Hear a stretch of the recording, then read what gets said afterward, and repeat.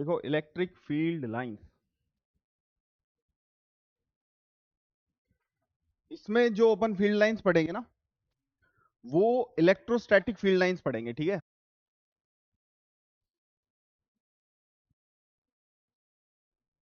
Electrostatic field lines पढ़ेंगे। Electric field line एक भव्य definition को डिनोट करता है। बाद में एक और इलेक्ट्रिक फील्ड पढ़ेंगे अपन जो इसके मिलती जुलती नहीं होगी, लेकिन उसका नाम भी क्या होगा, इलेक्ट्रिक फील्ड। उसका नाम है इंड्यूस्ड इलेक्ट्रिक फील्ड, ठीक है। उसका नाम है इंड्यूस्ड इलेक्ट्रिक फील्ड। तो अभी जो लाइंस पढ़ेंगे वो स्टैटिक चार्जेस की वजह से जो इलेक्ट्रिक फील्ड बना है उसकी लाइंस के बारे में पढ़ेंगे। इसके बारे में डेफिनेशन लिखिए। दीज आर हाइपोथेटिकल, हमें नहीं पता, हमें नहीं दिखती है रियल है कि हाइपोथेटिकल, तो इसलिए हमें नहीं दिखती, इसको हाइपोथेटिकल मान लेते हैं, ठीक है। Lines which denote direction and magnitude of electric field, ठीक है। ऐसी लाइंस हैं जो इलेक्ट्रिक फील्ड की डायरेक्शन और इलेक्ट्रिक फील्ड का मैग्नीट्यूड शो करती है। देखो अगर हमने कहा कि ये कोई भी इलेक्ट्रिक फील्ड की लाइन है, इसके लिए हमको एक एरो भी बनाना पड़ेगा ताकि हम कह सकें कि इलेक्ट्रिक फील्ड किस तरफ पॉइंट कर रहा है। जैसे इस लाइन पे एरो इधर भी तो बन सकता था ना। अब जैसे ये पॉइंट है ए, इस लाइन के ऊपर अगर इस पॉइंट पे टेंजेंट ड्रॉ करते हैं तो वो इलेक्ट्रिक फील्ड की डायरेक्शन शो करता है, ठीक है। जैसे इस पॉइंट पर इलेक्ट्रिक फील्ड किस तरफ होगी, इस तरफ। इस इलेक्ट्रिक फील्ड लाइंस की कुछ प्रॉपर्टीज होती हैं, वो ईच बाय टर्न हम फॉलो अप लेंगे, उनका एक एक करके पढ़ेंगे। सबसे पहली प्रॉपर्टी आप लिखिए। देखो इसकी डेफिनेशन के तहत ये क्या क्या बता देती है अपन को, इलेक्ट्रिक फील्ड का मैग्नीट्यूड और उसका डायरेक्शन, है ना। इलेक्ट्रिक फील्ड का मैग्नीट्यूड और उसका डायरेक्शन। अब ये कैसे बनानी है हमको, है ना, क्या क्या बातें ध्यान रखनी है, डायरेक्शन कैसे देती है, डायरेक्शन का तो वैसे मैंने बता ही दिया, खैर मैग्नीट्यूड कैसे देती है वगैरह वगैरह देखेंगे। तो लिखिए प्रॉपर्टीज, लिखिए प्रॉपर्टीज। सबसे पहला है इलेक्ट्रिक फील्ड लाइंस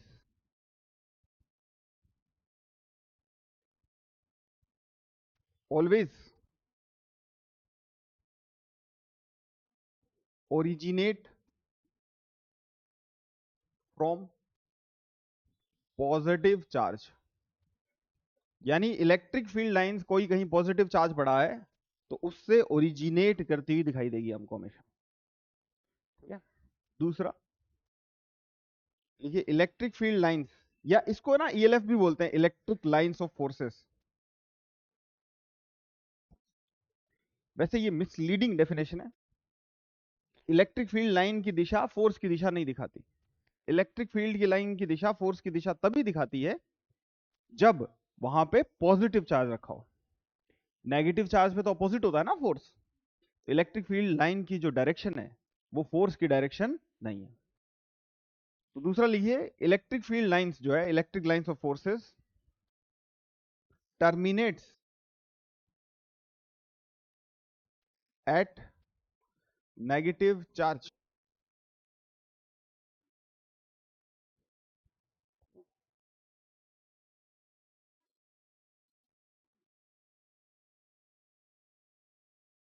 अब देखना, सबसे पहले एनसीईआरटी में भी ये चीजें मेंशन्ड है तो मैं बोल दूंगा सबको। सबसे पहले हमने इलेक्ट्रिक फील्ड लाइंस कैसे ड्रॉ करने की कोशिश की। देखो ये पूरा कमरा है, पूरा स्पेस है, इसके ऊपर मान लो अगर इलेक्ट्रिक फील्ड एग्जिस्ट करती तो उसका एक क्या होता, दिशा होती, और एक क्या होता, उसका मैग्नीट्यूड होता। उसको हम किसी ग्राफिकल रिप्रेजेंटेशन के तहत बांधना चाहते हैं, यानी किसी ग्राफ के तहत दिखाना चाहते हैं कि इधर ऐसे इस कमरे को पूरे को भरना चाहते हैं। अगर ग्रेविटी की लाइनें दिखाएंगे तो उस कमरे में कैसी दिखाई जाएगी? वो वर्टिकली डाउन, और पूरा कमरा भर जाएगा, क्योंकि यूनिफॉर्म ग्रेविटेशनल फील्ड है अर्थ के पास में। के आसपास के जो एरिया है वहां पे इलेक्ट्रिक फील्ड क्या, ग्रेविटेशनल फील्ड क्या है? यूनिफॉर्म। फिर मैं बात समझे? ऐसे ही पूरे स्पेस को हम इलेक्ट्रिक फील्ड लाइन से भरना चाहते हैं। किससे भरना चाहते हैं? इलेक्ट्रिक फील्ड लाइन से। उसका ग्राफिकल रिप्रेजेंटेशन हम इस चैप्टर में देखने वाले हैं। तो सबसे पहले जो थॉट आई, एक बात और बता दूं मैं, एक आदमी है बहुत कम पढ़ा लिखा, जिसके बारे में आप पूरी 12th में पढ़ते ही रहेंगे बार बार। उसका नाम है Mikey Faraday, Michael Faraday, exactly. तो माइकल फैराडे जो है वो ज्यादा पढ़े लिखे नहीं थे, यानी उनकी केवल और केवल एलिमेंट्री एजुकेशन हुई थी। इसका क्या मतलब हुआ? 10वीं तक पढ़े हुए थे और ब्लैक स्मिथ के बेटे थे। उन्होंने जैसे तैसे उनको किसी लेबोरेटरी में नौकरी लगाया, और लॉर्ड हम्फ्री उस टाइम उसके हेड थे। तो काफी एक्सपेरिमेंटल फिजिक्स करते थे वो। आप पढ़ेंगे भी उनके बारे में चर्चा ईएमआई में ज्यादा, और एक कैपेसिटर में उनके नाम से यूनिट भी पढ़ेंगे। लेकिन मैं ये कहना चाहता हूँ कि उन्होंने अपनी टेक्स्ट बुक नीट के बच्चों के लिए लिखी है। उस टेक्स्ट बुक में एक भी मैथमेटिकल फॉर्मूला नहीं लिखा है। उन्हें पूरे यूनिवर्स की, या फिर उन्हें जितनी जगह मिली वहां तक की, उन्होंने अगर इलेक्ट्रिक फील्ड लाइंस को वहां पे उस बुक में रिप्रेजेंट किया है, या फिर इलेक्ट्रिक फील्ड को रिप्रेजेंट किया है, मैं कहूँ तो कैसे किया है? लाइनों से। मेरी बात समझ रहे हो? कि उनको, कि स्पेस में कितना मैग्नीट्यूड है इन चीजों से कोई मतलब नहीं है। स्पेस इलेक्ट्रिक फील्ड लाइनों से कैसे भरा हुआ है उसको ड्रॉ किया उन्होंने अपनी बुक्स में बहुत अच्छे से। ठीक है? तो उसी के बारे में पढ़ने जा रहे हैं कि इलेक्ट्रिक फील्ड लाइंस कैसे हम ड्रॉ करेंगे। इसको ध्यान से सुनना कि ये अगर कोई पॉजिटिव पॉइंट चार्ज है Q, तो इससे इलेक्ट्रिक फील्ड लाइंस कैसे निकलेंगी? पहले एनसीईआरटी में ये नोशन है, वो पहले वाला मैं पहले बना देता हूँ कि इससे इलेक्ट्रिक फील्ड लाइंस कैसे ओरिजिनेट होगी। ऐसे अवे है ना, यहाँ पर भी इलेक्ट्रिक फील्ड अवे है, यहाँ पे भी, यहाँ पे इलेक्ट्रिक फील्ड अवे है, यहाँ पे भी अवे है, यहाँ पे भी अवे है, ओहो, यहाँ पे भी अवे, यहाँ पे भी अवे, यहाँ पे भी अवे, यहाँ पे भी अवे, अवे,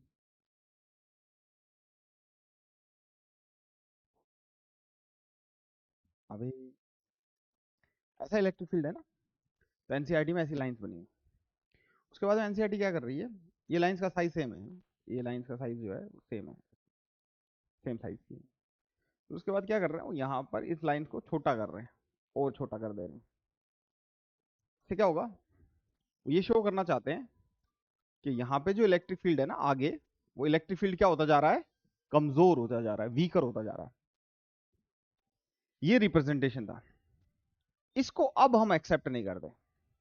अब हम फ्री स्पेस में लाइंस को कंटिन्यूअस रखना चाहते हैं। मतलब कि यहाँ पे तो ब्रेक आ गया ना, इसे तोड़नी पड़ रही है इनको। तो एग्जैक्टली कोई बच्चा कहाँ तोड़े, ये कंफ्यूजन का डोमेन है। कोई यहाँ तक बनाए, कहाँ तक बनाए, यहाँ से भी तोड़ सकते थे ना अपन। मेरे कहने का मतलब ये है कि अब हम इसमें कंटिन्यूटी रखते हैं, और पॉइंट चार्ज से लाइन को ऐसे ओरिजिनेट, ये कोई पॉइंट चार्ज से electric field lines. Electric field lines किसको रिप्रेजेंट करती हैं बच्चों? इलेक्ट्रिक फील्ड को। अगर आप यहां पर कोई पॉइंट चार्ज क्यू नॉट छोड़ दोगे, या क्यू डैश छोड़ दोगे, तो उसके ऊपर फोर्स कहां लगेगा? इस तरफ लगेगा। तो यहां पर इलेक्ट्रिक फील्ड इस तरफ होना चाहिए, तो इलेक्ट्रिक फील्ड लाइन इस तरफ पॉइंट करनी चाहिए, और यहां पर इस तरफ पूरी बनाते जाओ कंटिन्यूअस। और कहां पे टर्मिनेट होंगी? ये कोई नेगेटिव चार्ज दिखता तो वहां पे हो जाती, लेकिन ये वाली कहां पे होगी? इंफिनिटी। ओरिजिनेट करती है पॉजिटिव चार्ज से, और टर्मिनेट करती है या तो इंफिनिटी में, या फिर उपलब्ध हो तो नेगेटिव चार्ज पे। तो मेरी बात समझे? और रेडियल डायरेक्शन में पॉइंट कर। इसकी लाइन ऐसे क्यों नहीं बनाई पॉइंट चार्ज की? ऐसे क्यों नहीं बनाई? इसमें क्या दिक्कत है? क्योंकि ये लाइनें क्या शो करनी चाहिए? Electric field. Electric field show करनी चाहिए ना ये। इस पॉइंट पे इलेक्ट्रिक फील्ड इधर है क्या? नहीं, इस पॉइंट पे किधर है? इधर। मेरी बात समझे? इस पॉइंट पे इलेक्ट्रिक फील्ड किधर है? तो ये लाइनें भी वो चीज शो करनी चाहिए ना। तो इलेक्ट्रिक फील्ड लाइंस क्या है बच्चों? इलेक्ट्रिक फील्ड का एक नोशन है। कौन सा notion? Graphical notion. Electric field खुद क्या है? एक अमाउंट जिससे फोर्स लगता है यूनिट चार्ज पे। अगर कहीं इलेक्ट्रिक फील्ड ई है तो वहां 1 कूलम का चार्ज होगा, उसके ऊपर कितना फोर्स लगेगा। ये इलेक्ट्रिक फील्ड का मैथमेटिकल मीनिंग है। ग्राफिकल मीनिंग से हम ये लाइंस ड्रॉ करते हैं। ये लाइंस हमको क्या बताती है कि अगर आपने यहाँ पे कोई चार्ज क्यू डैश रखा, उसके ऊपर किधर फोर्स लगेगा, यहाँ पे रखा तो इधर। मेरी बात क्लियर है सबको। नेगेटिव चार्ज की इलेक्ट्रिक फील्ड लाइंस बनाने की कोशिश करेंगे तो कैसी बननी चाहिए फिर वो। नेगेटिव चार्ज की इलेक्ट्रिक फील्ड लाइंस कैसी बननी चाहिए बताओ। इस तरीके से ये लाइंस कहां पे टर्मिनेट होनी चाहिए, नेगेटिव चार्ज के अंदर।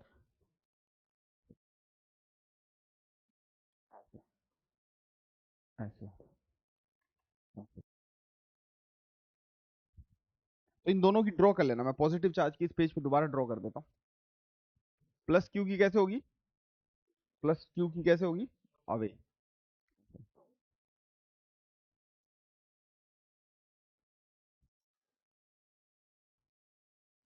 ये पास पास में मत रख देना, मेरी बात समझे। ये दोनों अलग अलग रखना चित्र। मतलब ये चित्र ए है जिसमें सिर्फ नेगेटिव चार्ज पड़ा है, और ये चित्र क्या है, बी है जिसमें सिर्फ पॉजिटिव चार्ज पड़ा है। दोनों एक साथ आसपास रखे होंगे तो ऐसा नहीं बनेगा चित्र। फिर दोनों का फील्ड होगा ना हर जगह पे। इस पॉइंट पर सिर्फ इस अकेले का फील्ड है इस ड्राइंग में तो, और वो किधर होगा, इसकी तरफ, टुवर्ड्स। लेकिन वो भी होने से इस पॉइंट पर फील्ड थोड़ा अलग होता, तो लाइंस ऐसी नहीं बनती। अरे क्लियर है लाइंस के बारे में कैसे बनानी है। ऐसे रेडियली इनवर्ड क्यों है, कोई और दिशा हमने क्यों नहीं चूज की। एक पॉइंट चार्ज के इलेक्ट्रिक फील्ड की हमने कोई और दिशा क्यों नहीं चूज की। सोच इस बारे में। जैसे ये जो ये जो पॉइंट चार्ज है प्लस क्यू, इसकी फील्ड लाइन ऐसी क्यों है। गाने नहीं गा रहे हम, पानी गीला क्यों है वगैरह, इसकी फील्ड लाइन ऐसे क्यों है। इसकी फील्ड लाइन ऐसे क्यों है, ऐसे ऐसे और कैसी क्यों नहीं है। मतलब यहां पर फील्ड इधर क्यों नहीं है। मैं ये पूछना चाह रहा हूँ कि कहीं पर दुनिया में पॉजिटिव चार्ज है, उसकी फील्ड लाइन ऐसी क्यों। ये पेज के पीछे भी है क्या। हाँ। ये कैसे है, 3D में। 3D में ऐसे है जैसे किसी स्फीयर को ये पेनिट्रेट करके जा रही है, और ये पॉजिटिव चार्ज कहां पे रखा हुआ है, उसके केंद्र पे, सेंटर पे, है ना। ऐसी क्यों है, ऐसी क्यों नहीं है।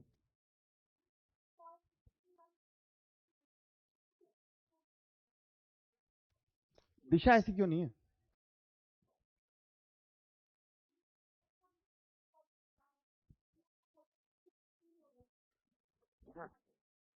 मैं पूछ रहा हूँ छोटे डिस्टेंस से मतलब नहीं है ना। जैसे ये पॉजिटिव चार्ज है, ये पॉजिटिव चार्ज आप अंतरिक्ष में कल्पना करो। ठीक है ठीक है, सुन लिया। स्पेस में आप किसी पॉजिटिव चार्ज को कल्पना करो, तार हो जाएगा। सिर्फ वो है दुनिया में, एक्सपेक्टेशंस करो, उम्मीद करो, धारणा करो मन की ना शक्तियां छूट रही है, तो वो ऐसी ही क्यों हो। उसको किसी स्फीयर में ट्रैप करने की कोशिश करो। अब उस स्फीयर के टेंजेंट के अलोंग क्यों नहीं होना चाहिए फील्ड, क्या वजह है। क्योंकि एक स्फीयर पे, जैसे यहाँ पे स्फीयर का सरफेस है, समझ पा रहे हो, उम्मीद बन रही है कोई, मतलब दिखता है साफ। एक पॉजिटिव चार्ज इमेजिन करो।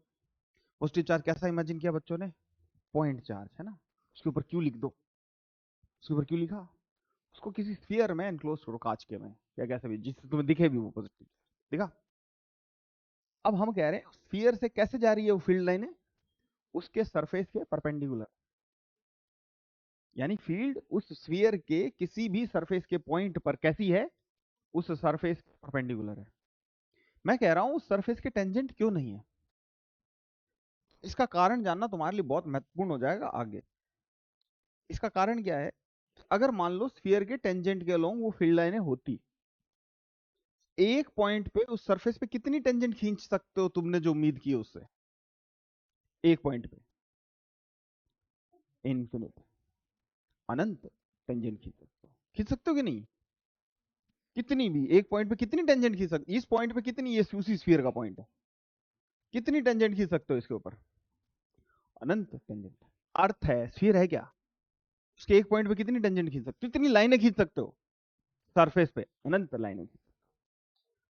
अब उन लाइनों में कोई यूनिक कॉम्पिटिटर नहीं है। मेरे कहने का मतलब यह है कि वो ऑल लाइंस सेम चीज को रिप्रेजेंट करती है, सेम चीज को। माने कि अगर इलेक्ट्रिक फील्ड किसी एक दिशा को प्रीफर करता तो हमारे पास कोई आर्ग्यूमेंट नहीं है कि वो उस एक दिशा को क्यों प्रीफर करे। इलेक्ट्रिक फील्ड तो किसी यूनिक डायरेक्शन में होना चाहिए, किसी एक पॉइंट पर किसी एक ही डायरेक्शन में हो सकता है। उस पॉइंट के कॉम्पिटिटर्स कितने हैं अगर टेंजेंट की दृष्टि से बात करें तो? अनंत। तो कॉम्पिटिटर्स किस डायरेक्शन के नहीं है? रेडियल डायरेक्शन के नहीं। किस डायरेक्शन के नहीं है सासंग जी? रेडियल डायरेक्शन के नहीं। किस डायरेक्शन के नहीं है? रेडियल के। अब रेडियल के लिए भी बोलोगे सर दो हैं, एक ऐसा और एक इनवर्ड ऐसा, दो है ना। तो दो में से आपने क्यों चूज किया कि ऐसा हो? क्योंकि चार्ज कॉन्फ़िगरेशन बदल रहा है जब आप दिशा में मूव करते हो ना। एक बार तो ये यूनिक क्यों है? क्योंकि एक बार तो आप चार्ज से अवे जा रहे हो और एक बार आप चार्ज की तरफ जा रहे हो, बस ये दो ही तो है। तो इलेक्ट्रिक फील्ड पॉजिटिव चार्ज से कैसे पॉइंट करेगा? अवे। मेरे कहने का तात्पर्य यह है कि इलेक्ट्रिक फील्ड की जो भी डायरेक्शन आएगी उसका कोई कंपटीशन नहीं होना चाहिए। जैसे ये ग्रेविटी का फील्ड है, यहां पे ग्रेविटी का फील्ड कितनी दिशाओं में है और कितने वैल्यूज का है? रोज रोज अलग अलग वैल्यू का हो जाता है क्या? रोज रोज अलग अलग डायरेक्शन में हो जाता है? इसी एक ही दिशा में होगा ना एक गिवन पॉइंट पे। तो वो पॉइंट कैसे चूज किया जाता है? वो चूज करता है वो चार्ज खुद। मैं आपको कुछ याद करवाता हूँ। मैंने आपको समझाया था और मैंने ये भी बोला था कि आप गौर करना कि ये क्यू चार्ज है, ये क्यू चार्ज है और इसका एकदम मिड पॉइंट है। ये सारे इसके मिड पॉइंट हैं इन टर्म्स ऑफ एक्स। ये बाइसेक्टर है, इसका परपेंडिकुलर बाइसेक्टर है, ठीक है। अब मुझे एक चीज बताओ बच्चों, इनमें से किसी भी पॉइंट पर इलेक्ट्रिक फील्ड सर्टनली कौन सी डायरेक्शन में नहीं हो सकती? श्योर हूं मैं सर कि इस डायरेक्शन में पर्टिकुलरली नहीं होगी। कौन सी डायरेक्शन है वो? एक्स ना। क्यों? क्योंकि एक्स के लेफ्ट में और एक्स के एग्जैक्टली उतने ही राइट में उतना ही चार्ज पड़ा है। क्या अब मैं ये बात कह सकता हूं? नहीं, क्योंकि अब लेफ्ट और राइट में चार्जेस क्या हो गए हैं? बदल गए हैं। लेफ्ट में चार्ज क्या हो गया है? ज्यादा। तो फील्ड राइट में होगा, एक्स की तरफ में। ऊपर ऊपर फील्ड होगा कि नहीं होगा? हाँ, ये पॉइंट जो भी चार्जेस हैं वो इस पॉइंट से कहां है? नीचे। तो मेरी बात कुछ समझ पा रहे हो? जैसे ये ले लें अपन, ये पॉइंट है, इस पॉइंट पर फील्ड किस दिशा में नहीं होगा? एक्स में। क्योंकि लेफ्ट और राइट में क्या है? चार्जेस क्या है? इक्वल। ऊपर नीचे क्या है? इक्वल। फील्ड सिर्फ एक यूनिक डायरेक्शन को चूज करेगा। अरे मेरी बात समझे हो? तो जो चार्ज होता है ना, पॉइंट चार्ज, पॉइंट कैसा होता है? एक छोटा स्फीयर ही होता है ऑफ रेडियस 0। ऐसी सिचुएशन को अपन बोलते हैं स्फेरिकल सिमेट्री। ऐसी सिचुएशन को क्या बोलते हैं? स्फेरिकल सिमेट्री बोलते हैं। कैसी सिचुएशन को? जैसे पॉइंट चार्ज हो गया, जैसे स्फीयर होगा। इसको मैं गाउस लॉ में दोबारा डिटेल में समझाऊंगा मैथमेटिक्स के। किसी चार्ज कॉन्फ़िगरेशन, अगर उसका चार्ज डेंसिटी सिर्फ और सिर्फ रो का फंक्शन हो, अगर उसका चार्ज डेंसिटी रो सिर्फ और सिर्फ, सॉरी, रेडियस का फंक्शन हो, तो ऐसी सिमेट्री कहलाती है स्फेरिकल सिमेट्री। कुल मिला के बात ये समझनी है। मुझे ये बताओ कि इसका फील्ड किस दिशा में है? रेडियल दिशा में। इतनी बात काफी है। लेकिन आप अगर तर्क करना चाहो कि सर किसी और दिशा में क्यों नहीं है, जैसे आपके स्कूल्स ने ना ये वैल्यू 0 कर दी है। क्या कर दिया है आपने? आपसे क्वेश्चन पूछवाना बंद कर दिया उन्होंने कि पापा ये क्यों है, ये तारा ऐसा क्यों है, ये सब बंद। ये ऐसा है, बस यही सोचते हो। तो मैं ये पूछना चाह रहा हूँ कि ये फील्ड इस तरफ क्यों नहीं है? क्योंकि इस डायरेक्शन के अनंत कॉम्पिटिटर है। अगर हाँ, एक बच्चा कहता है कि सर इस तरफ है, तो दूसरा बच्चा कहेगा सर मेरे वाले में क्या प्रॉब्लम है, इस तरफ क्यों नहीं है? फिर इसके और इसके ऑड्स बराबर हैं। अगर बराबर ऑड्स हैं तो किसी दिशा को चूज नहीं करती। जैसे करंट को जाना है, ये रेजिस्टेंस आ रहा है, ये आ रहा है, यहां से करंट आया, कौन से रजिस्टर में घुसेगा, वो ज्यादा कौन से में जाएगा? मान लो किसी ने कहा कि इसमें जाएगा, दोनों आ रहे हैं, दोनों कैपिटल आ रहे हैं। मान लो किसी बच्चे ने कहा कि इसमें ज्यादा करंट जाएगा, तो हमारे पास जब फिजिक्स में इक्वल आर्ग्यूमेंट्स हो जाएं कि ये भी तो उसी साइज का है, इसमें से क्यों नहीं जाएगा उतना ही, तो दोनों में क्या जाएगा, वो बराबर। हाँ, लेकिन ये 2R हो तो आप कह सकते हो कि आर के इनवर्सली प्रोपोर्शनल होता है, उसमें से ज्यादा जाएगा जब यूनिकनेस हो उसमें। If the competition is equal then no one will be chosen. Physics politics नहीं खेलती। जब कॉम्पिटिटर्स इक्वल साइज के हों तो वो किसी को भी चूज नहीं करेगी। नेचर, फिजिक्स में नेचर। अरे थोड़ा बहुत क्लियर हुआ कि ऐसी क्यों बन रही है, वरना ऐसी बन रही है जो आपको सिखाया जाता है कि ऐसी है, ऐसी है। अरे बात समझे, इसको भी बाद में और डीपली एनालाइज करेंगे। नेगेटिव चार्ज की कैसी होगी, उसकी तरफ। अच्छा, अब लिखो तीसरा point, two electric field lines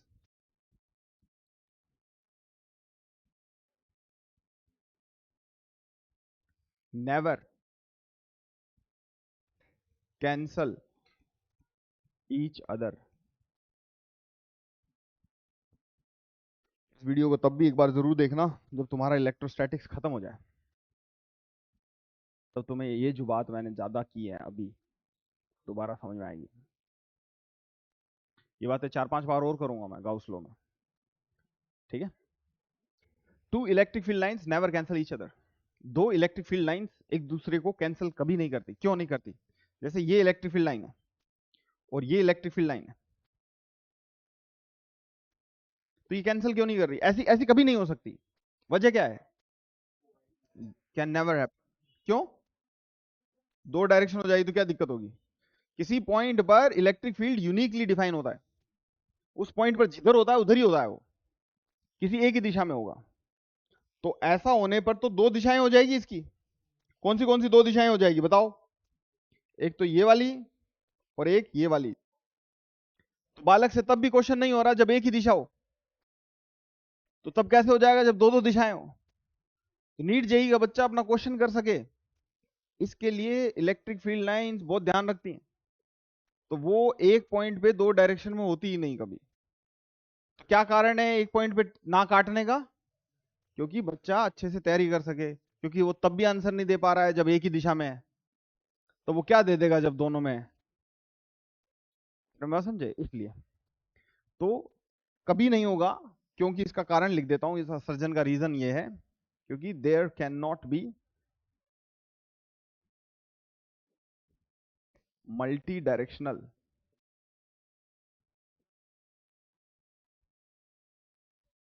electric field.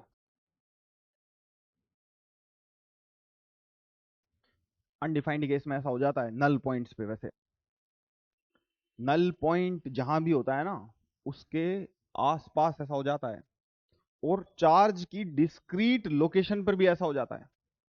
By the way, मैं ये कहना चाहता हूं कि जैसे ये पॉइंट चार्ज है गाइस,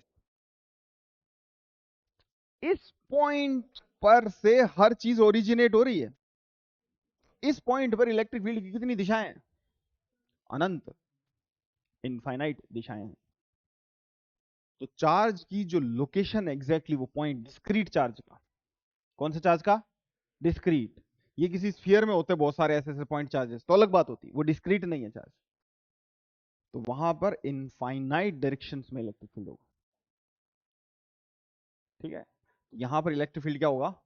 अनडिफाइंड। तो इससे वो भ्रम मत करना कि यहां पे काट रही है सर, यहां पे फील्ड ही डिफाइन नहीं करता the location of the charge. समझे? चलिए चौथा लिखिए।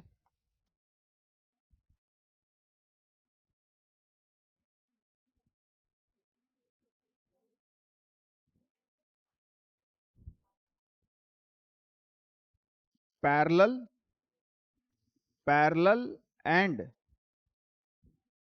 Equidistant electric lines of forces represents uniform electric field। अगर आपको यूनिफॉर्म फील्ड दिखाना है तो आपकी लाइंस क्या होनी चाहिए, एक दूसरे के पैरेलल, और लाइंस के बीच में स्पेसिंग भी क्या होनी चाहिए, सेम। तब वो क्या रिप्रेजेंट कर रही है, यूनिफॉर्म इलेक्ट्रिक फील्ड रिप्रेजेंट कर रही है। जैसे उदाहरण के तौर पे ये बात कि अगर इलेक्ट्रिक फील्ड लाइंस ऐसी हैं और इन सब लाइंस के बीच में दूरी कितनी है, d, अगर है तो ये क्या रिप्रेजेंट कर रही है, यूनिफॉर्म ई रिप्रेजेंट कर रही है। ये क्या रिप्रेजेंट कर रही है, यूनिफॉर्म इलेक्ट्रिक फील्ड रिप्रेजेंट करती है। सभी के बीच में स्पेस कितना है, डी। डी यूनिफॉर्म का मतलब किस किस में यूनिफॉर्म, डायरेक्शन में और मैग्नीट्यूड में। जैसे यहां पे ग्रेविटी की फील्ड लाइंस बनानी हो तो कैसी बनेगी, वो डाउनवर्ड पॉइंट करती हुई और इक्विडिस्टेंट सभी पॉइंट्स, एट ऑल पॉइंट्स। अरे समझे। अच्छा, पांचवा इसका कैरेक्टरिस्टिक लिखिए, density of electric lines of forces represents या फिर is directly proportional to, is directly proportional to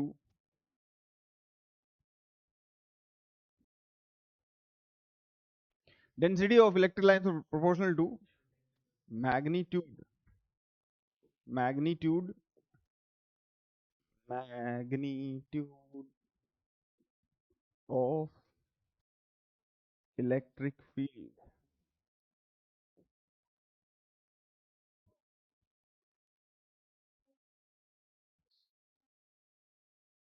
जैसे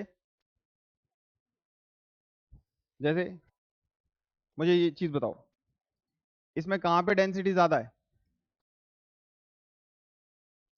ये सारी पैरेलल बनाने की कोशिश की है मैंने, इसको पैरेलल मान लेना सबको, ठीक है।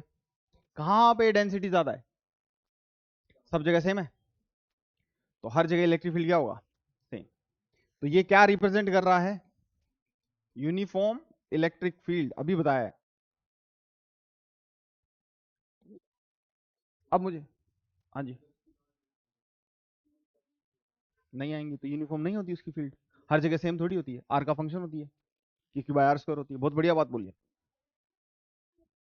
डायरेक्शन भी अलग होती है, डायरेक्शन भी अलग होती है, तो यूनिफॉर्म होती नहीं, सवाल ही नहीं पैदा होता। बिल्कुल। अच्छा ये बताओ,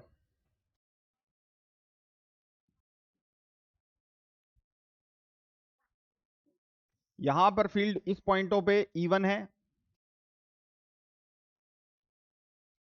इस पॉइंटों पे E1 है, इस पे E2 है, ज्यादा कौन सा है कम कौन सा है, इस पे E3 है। सबसे कम इलेक्ट्रिक फील्ड कहां पे है, E1, इन पॉइंट्स पे, क्योंकि सबसे कम डेंसिटी है। यहाँ पे कोई वॉल्यूम ले लीजिए आप, उस वॉल्यूम रीजन में आध ले लिया, ये कितनी लाइनें पास हो रही है इसमें से, एक, यहाँ पे दो, तीन। तो यहां पर अपन ऐसा लिख सकते हैं क्या कि E3 and E2 are equal and both are greater than E1, क्योंकि E1 कम है, वहां पे डेंसिटी क्या है, कम है, वहां पे क्राउडेडनेस क्या है, कम है। किसकी, electric field, electric field lines की डेंसिटी कम है ना वहां पे, यहाँ पे क्राउडेड ज्यादा है माहौल है, यहाँ पे डेंसिटी ज्यादा है, ठीक है। जैसे इसका बताओ, जैसे इसका बताओ,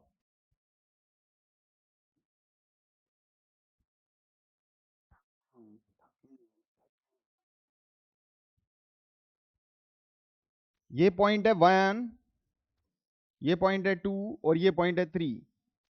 इलेक्ट्रिक फील्ड सबसे ज्यादा कहां पे है, सबसे कम कहां पे है, कोशिश करो बताने की। सबसे ज्यादा इलेक्ट्रिक फील्ड कहां पे है, 1 पे, वहां पे क्राउडेडनेस सबसे ज्यादा है, E1 इज हाईएस्ट, और E2 और E3 में से E2 और E3 सबसे ज्यादा है, सबसे कम है। ठीक है, उल्टा कर दिया।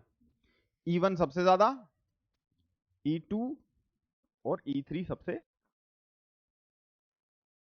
ठीक है, ठीक है। यानी क्राउडेडनेस ऑफ इलेक्ट्रिक फील्ड लाइंस क्या रिप्रेजेंट करता है? इलेक्ट्रिक फील्ड का मैग्नीट्यूड। लेकिन मैंने बराबर क्यों नहीं लिखा, उसको प्रोपोर्शनल क्यों लिखा? क्योंकि वैल्यू नहीं ला पाता है। जैसे मान लो इतना एरिया आपने यहां पे लिया, इतना एरिया लिया आपने यहां पे, इसको दूसरे कलर से शो कर देता हूं। मान लो आपने ये इतना एरिया यहां पे लिया, ठीक है, और इतना ही एरिया आपने यहां पे लिया, इतना ही एरिया यहां पे लिया। यहां से कितनी लाइन पास कर रही है? एक। यहां से कितनी कर रही है? तीन। और यहां से कितनी कर रही है? चार।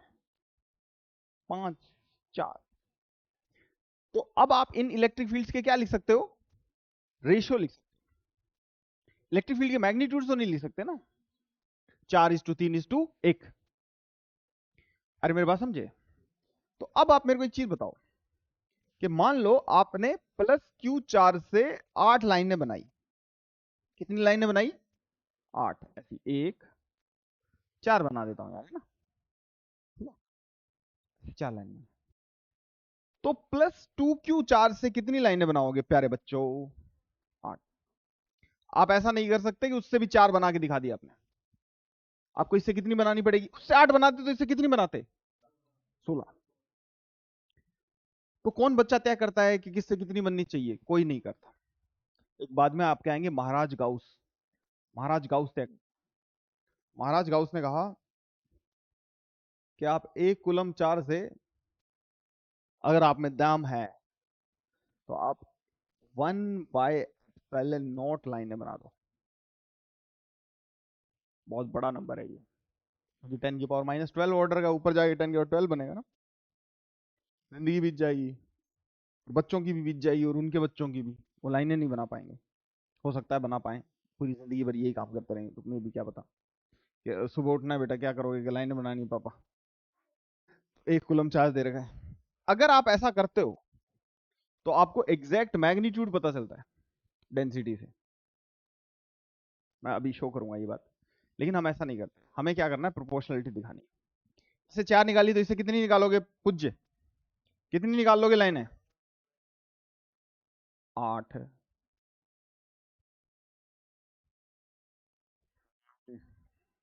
क्या कैसे करते हैं इसको? इधर लेके जाना है, इन लाइनों को इधर लेके आते हैं। इधर 2Q है ना, इधर कितना है? 2Q। ठीक है, अब 4 ही और बनानी पड़ेगी। 1, 2, 3, 3 और 4। 3Q हो तो कितनी बनाओगे?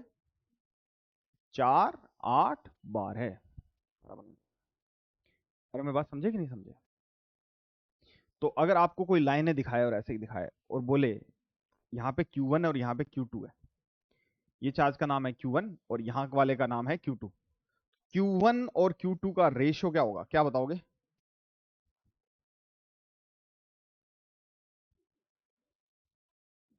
अरे क्लियर है? क्लियर है? अगला पॉइंट लिखो, अगला पॉइंट लिखो। कितना नंबर पॉइंट चलेगा अगर ये अगला लिखा है तो? 6। और अगला पॉइंट ये है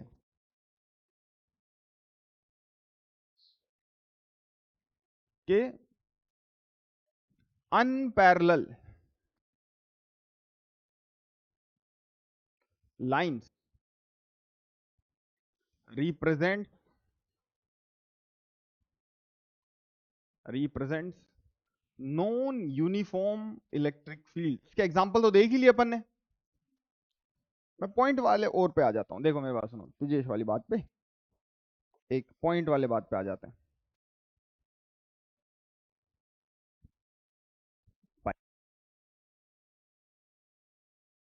हाँ, इससे मान लो अपन ने इलेक्ट्रिक फील्ड लाइनें निकाली, ठीक है,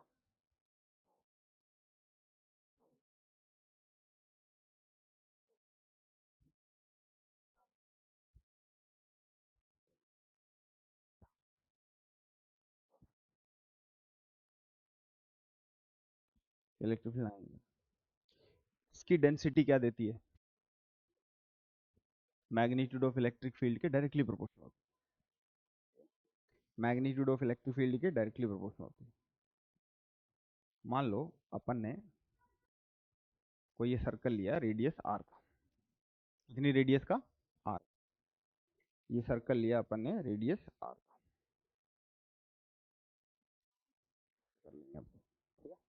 रेडियस आर का सर्कल लिया। इससे कितनी लाइंस पास हो रही हैं इस पूरे स्फीयर से? डेंसिटी क्या है? तो 4 pi r square surface area में से कितनी लाइनें पास हो रही हैं? n। अभी मैंने जैसे 8 बनाई है तो 8 लिख दो n को, वरना n upon 4 pi r square. इसके डायरेक्टली प्रोपोर्शनल होगा इलेक्ट्रिक फील्ड एट 1। हो जाएगा ऐसा, डायरेक्टली प्रोपोर्शनल होगा तो k लगा दिया। अब मैं एक और सर्कल लेता हूं और इसकी रेडियस अपन ले लेते हैं 2r। ठीक है, इसके इलेक्ट्रिक फील्ड के लिए क्या लिख सकते हैं? वही प्रोपोर्शनलिटी कांस्टेंट इनटू में n लाइन है इससे पास करेंगे, लेकिन उसका रेडियस क्या होगा? 2r। तो 2r का स्क्वायर हो जाएगा तो यहाँ पे 4 का फैक्टर आ जाएगा। यानी डिस्टेंस डबल करनी। ये सारी दूरियां कितनी है? 2r। और ये दूरी कितनी है? r। डिस्टेंस 2r करने पर इलेक्ट्रिक फील्ड कितना हो गया? 1/4 हो गया। यानी E1 और E2 का जो रेशियो आ जाएगा वो 4/1 आ जाएगा। कुछ समझे? तो ये इलेक्ट्रिक फील्ड यूनिफॉर्म है कि नॉन यूनिफॉर्म? नॉन यूनिफॉर्म, क्योंकि डेंसिटी इसकी सेम नहीं है। यहां जैसे जैसे दूर जाते जा रहे हो इसकी डेंसिटी क्या होती जा रही है? डिक्रीज होती जा रही है। आपको एक मस्त बात, मान लो एक बार बाद में खत्म। मान लो आप एक चार्ज से 1/ε0 लाइन निकालते, कितनी? 1/ε0 लाइन निकालते। इस चार्ज से n की वैल्यू कितना लिख दोगे? कितनी लाइनें निकल रही हैं? ये कितनी लाइनें निकल रही हैं? ये 1/ε0। r दूरी का एक वो लेंगे स्फीयर, कितनी लाइनें पेनिट्रेट करके जाएंगी उस स्फीयर को? 1 कूलम चार्ज से 1/ε0 निकल रही है, तो q कूलम चार्ज से कितनी निकलेगी? q/ε0। Very good. कितनी लाइंस निकलेंगी बाहर स्फीयर से? q/ε0। इसकी डेंसिटी क्या लिखोगे? नंबर ऑफ लाइंस अपॉन में, ये नंबर ऑफ लाइंस के प्रोपोर्शनल नहीं है इस बार, मैं बोल रहा हूं exactly number of lines upon में area. What is the area? ये r दूरी पर है स्फीयर, इसका रेडियस r है। What is the area? 4। What is this? This is really electric field of a point charge q. If you promise people to originate 1/ε0 lines from a unit charge, then जो density होगा वो electric field के proportional नहीं होगा, वो electric field स्वयं हो जाएगा। मेरी बात समझे? लेकिन इतनी लाइन हम निकालते नहीं है, तो प्रोपोर्शनलिटी प्रीफर करते हैं। समझे? अब आज के आखिरी 2 पॉइंट्स जो बहुत ज्यादा इंपॉर्टेंट है और बहुत ज्यादा यूनिक है और बहुत अच्छे हैं, और आप इनको ध्यान से सुनिए। पहला, अगला 7 नंबर होगा क्या? वो 7 नंबर लिखिएगा। इलेक्ट्रिक फील्ड लाइन, ये स्टेटमेंट ही मान लो, बहुत बड़ा स्टेटमेंट है ये। इलेक्ट्रिक या फिर इलेक्ट्रोस्टैटिक, इलेक्ट्रिक फील्ड लाइंस, मैं अभी इलेक्ट्रोस्टैटिक फील्ड की बात कर रहा हूं। Electric field lines never never makes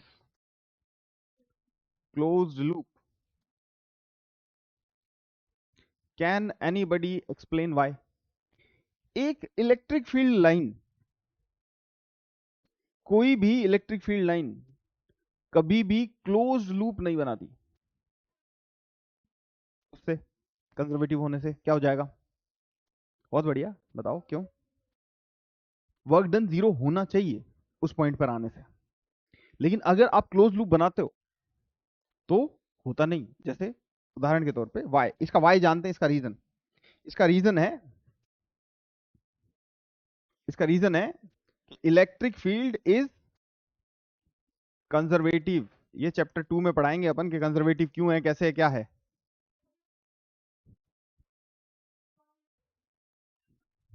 electric field is conservative. अगर आपको वो स्टेटमेंट लिखा है पेपर सर्जन में, तो उसका रीजन ये है। कौन सा स्टेटमेंट? स्टेटमेंट वो ट्रू है कि इलेक्ट्रोस्टैटिक फील्ड लाइंस। आप इलेक्ट्रोस्टैटिक फील्ड को कैसे दिखा रहे हो? पहले कैसे दिखाया था? लिख के एलजेब्रा से, के क्यू बटे आर स्क्वायर 2k लैम्डा बटे आर, ऐसा। अब कैसे दिखा रहे हो?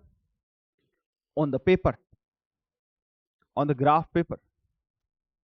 अब उस ग्राफ पेपर पे इलेक्ट्रिक फील्ड लाइनें बनी हुई है, आपको किसी ने ग्राफ पेपर दिखाया और बोला कि ये इस स्पेस की इलेक्ट्रिक फील्ड लाइन बनी हुई है, तो आप उससे क्या क्या रिकॉग्नाइज कर सकते हो अलग अलग पॉइंट्स कि इलेक्ट्रिक फील्ड किस तरफ है।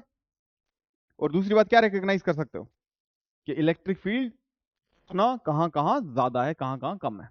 आपको एक मैप दिया जाता है और बोला जाता है कि ये नदियों का मैप है, तो इस कलर से हम, ज्यादा नदियां हैं तो इस कलर को इतना डार्क कर दिया, ऐसे कुछ भी करके, तो आप उससे पहचान पाते हो ना ये चीजें।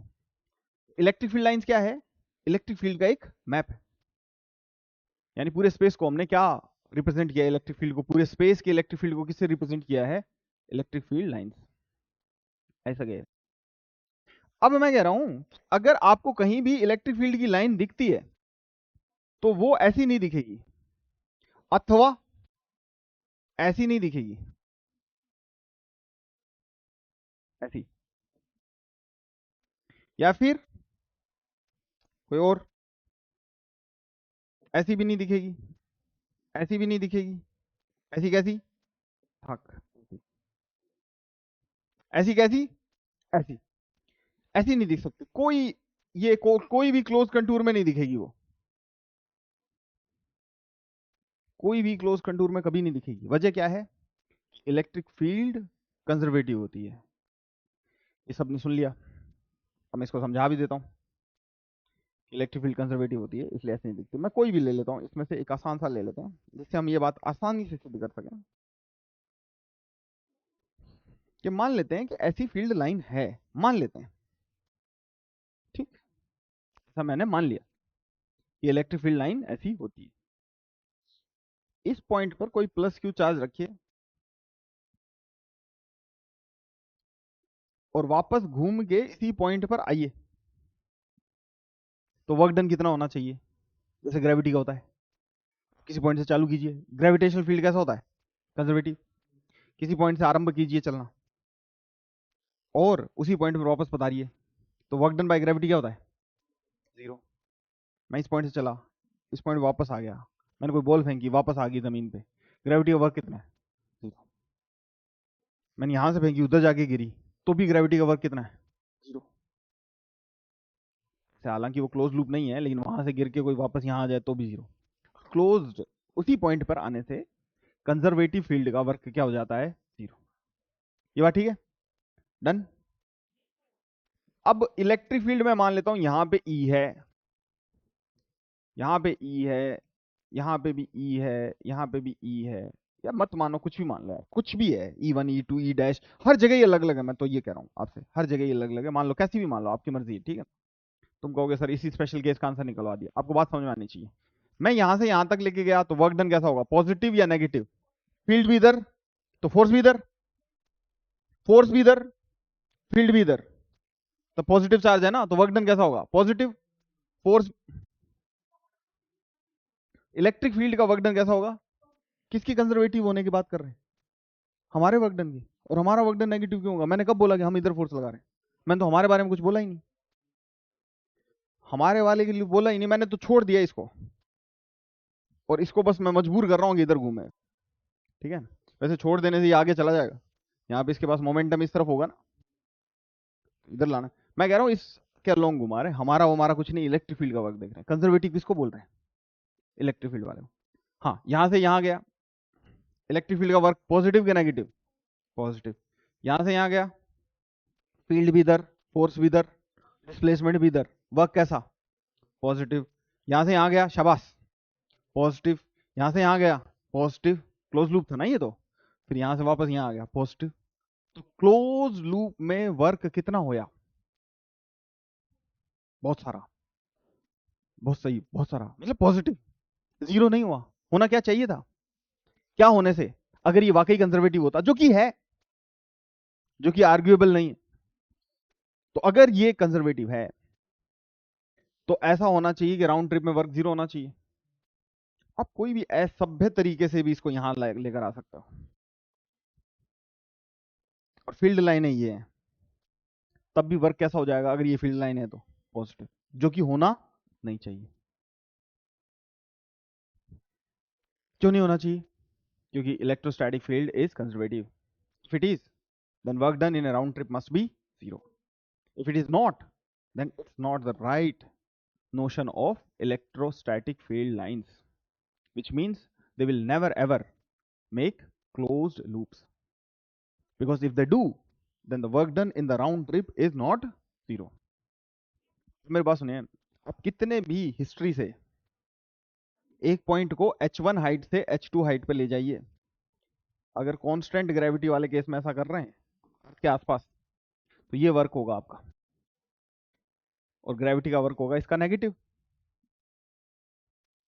अरे मेरे पास समझिए, आप इसको कैसे भी लेके जाइए, कैसे भी लेके जाइए, कैसे भी लेके जाइए, कैसे आपने किस तरीके से लेके, कोई मैटर नहीं कर रहा इसमें, तो पाथ पे भी मैटर कर रहा है कि आपने एक चक्कर लगाया तो कुछ और वर्क आएगा, दूसरा चक्कर लगाया तो कुछ और वर्क आएगा, ज्यादा होता जाएगा ना वर्क। ऐसा हो सकता है क्या? नहीं। दो इस पॉइंट और इस पॉइंट का अगर ये वाकई कंजर्वेटिव फील्ड है तो इसके साथ पोटेंशियल एनर्जी एसोसिएट कर सकते हैं। इस पॉइंट और इस पॉइंट का पोटेंशियल डिफरेंस कांस्टेंट है, लेकिन आप एक चक्कर लगाए तो यहां से यहां तक और वर्क हुआ, दूसरा लगाए तो एसोसिएट कर ही नहीं पाएंगे। अगर आप दूसरा पॉइंट अभी नहीं समझ पा रहे हैं तो पहले को याद रखिए, इलेक्ट्रिक फील्ड लाइंस क्या नहीं बनाती? Close loop. वजह क्या है? क्योंकि कंजर्वेटिव होती है। इसको देखिए बार बार कि एक पॉइंट चार्ज को यहां से यहां लगे, positive work, positive positive positive positive, तो फील्ड इधर है ना, क्लोज लूप बनाना है ना बेटा। क्लोज लूप बनाना जरूरी है बेटा इनका। ये किसके है? ये डब्बा क्या है, क्या रिप्रेजेंट कर रहा है डब्बा? Electric field. इलेक्ट्रिक फील्ड यानी अगर इलेक्ट्रिक फील्ड ऐसे रिप्रेजेंट की जाए, जो कि अनर्थ है, नहीं करनी चाहिए, लेकिन कोई व्यक्ति कर दे, तो वो क्या घटना को अंजाम दे देगा? वो कहेगा एक चार्ज को मैंने यहां से लेके चला और यहीं पर वापस लेकर आया, तो वर्क डन कैसा होना चाहिए था? जीरो। अगर ये लाइन सच में कंजर्वेटिव फील्ड फोर्स की लाइन है तो, लेकिन कैसा है? जीरो से बड़ा पॉजिटिव है फिलहाल, या जीरो नहीं है, बस हमारे लिए इंपॉर्टेंट।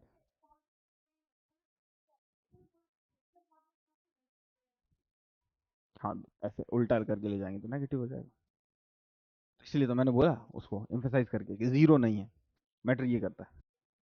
हाँ, इस तरीके से ले जाओगे तो पॉजिटिव हो जाएगा, जो कि होना नहीं चाहिए यार। होना कितना चाहिए? जीरो। अब एक बहुत बड़ा पॉइंट लिखिए, कौन सा नंबर का पॉइंट होगा वो?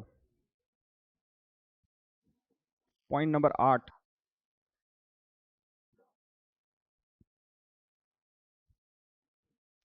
ये भी काफी समझने में कष्ट हो सकता है। मेरी बात सुन, ध्यान से सुनना। अगर ये दूरी d है और अगली लाइन की ये दूरी d के बजाय कुछ और है, d डैश है, 2d है, 3d है, कुछ और है, अगली दूरी कुछ और है, यानी ये लाइनें पैरेलल तो हैं लेकिन इक्वी डिस्टेंट नहीं है, तो ये किसी भी इलेक्ट्रोस्टैटिक फील्ड को रिप्रेजेंट नहीं करती। मैं अपनी बात फिर बोल दूं, मैं ये नहीं कह रहा कि ये नॉन यूनिफॉर्म को रिप्रेजेंट कर देती है, ना ही मैं ये कह रहा हूं कि ये यूनिफॉर्म को नहीं करती, कुछ और को कर दे। ऐसी इलेक्ट्रोस्टैटिक फील्ड की लाइनें कभी नहीं हो सकती, नेवर। आकाश के रिपीटर के मॉड्यूल में इसके आगे लिखा हुआ है non uniform electric field, please उनको समझाइए कि ऐसा नहीं है। ये नॉन यूनिफॉर्म इलेक्ट्रिक फील्ड को रिप्रेजेंट, ये किसी इलेक्ट्रोस्टैटिक फील्ड को रिप्रेजेंट नहीं कर सकती, किसी भी इलेक्ट्रोस्टैटिक फील्ड को रिप्रेजेंट नहीं कर सकती, यानी ये लाइनें संभव ही नहीं है। These are impossible electric field lines. 12th के मॉड्यूल में नहीं है ये, ठीक है ना, उससे तो हटा दिया उन्होंने। इम्पॉसिबल फील्ड है ये, यानी आपको कोई कहे कि इसमें से कौन सा इलेक्ट्रिक फील्ड है, तो उसमें कोई ऐसा ऑप्शन है तो वो इलेक्ट्रिक फील्ड नहीं है। इसमें से कोई ऐसा ऑप्शन है जो क्लोज लूप बना रहा है, वो इलेक्ट्रिक फील्ड नहीं हो सकता, इलेक्ट्रोस्टैटिक फील्ड पर्टिकुलर नहीं हो सकता। ऐसा क्यों? इसका रीजन क्या है? इसका रीजन बहुत शानदार है। इसका अगेन रीजन है इलेक्ट्रिक फील्ड का कंजर्वेटिव होना। ध्यान से सुना, मजा आएगा आपको। ये इम्पॉसिबल फील्ड है, मैं यहां लिख देता हूं, इम्पॉसिबल है ये, इम्पॉसिबल फील्ड नहीं। नॉन यूनिफॉर्म तो हो सकता है, लेकिन हाँ ऐसी सीधी line, parallel line non uniform नहीं हो सकती। बहुत बढ़िया समझा आप, इसको समझ के आपको, देखो मेरे पास सुनो, किसी पॉइंट 1 से चलो, वापस पॉइंट 1 पे आने पे वर्क डन कितना होना चाहिए? तो मैं Q को यहां से यहां पे लेके गया, तो यहां पे इसके ऊपर फोर्स लगेगा Q इंटू E1, क्योंकि फील्ड वहां पे E1 है, इंटू में D। ये क्या क्या लिखा है? ये क्या है? Work done by electric field. ये फोर्स, मैं कह रहा हूं ये क्या लिखा है, भाटिया कह रहा है व्हाट्सएवर, ये क्या लिखा है? Work done QE1 D। ये कहां से कहां तक का वर्क है? कहां से कहां तक का वर्क है ये? यहां से यहां तक आने का, यहां से यहां तक आने का। मैं क्या करना चाह रहा हूं ना, मैं इस कर्व में ऐसे इसी पॉइंट पर वापस आना चाह रहा हूं, इस पॉइंट पे, ठीक है। ये डिस्टेंस है D, इसको L मान लो, तो ये भी होगी D और ये भी होगा L। Q चार्ज लेके मैं यहां से यहां चला, फोर्स कितना लगेगा? QE। तो इस लाइन पे पूरे पे फील्ड सेम है, फोर्स लगेगा Q इंटू फील्ड इंटू में डिस्टेंस, ये वर्क हो जाएगा। यहां से यहां पे कितना वर्क होगा बताना जरा? 0। बहुत बढ़िया, क्योंकि फील्ड इस तरफ है, यहां पे भी फील्ड इस तरफ है ना, और डिस्प्लेसमेंट परपेंडिकुलर है, तो वर्क डन कितना होगा? 0। यहां से यहां तक माइनस का QE2D, not even. Why not even? क्योंकि field is different, field is lesser. Plus यहां से यहां तक 0, because field is in this direction, displacement is in this direction. Is it 0? Should be 0, should have been 0, लेकिन ये 0 नहीं आया। यानी ऐसी लाइंस इलेक्ट्रोस्टैटिक फील्ड को कभी रिप्रेजेंट नहीं कर सकती। इसका रीजन है work done in A round trip will not be 0, यानी it is violating a greatest property of electrostatic field, which is that it is conservative. Please understand this.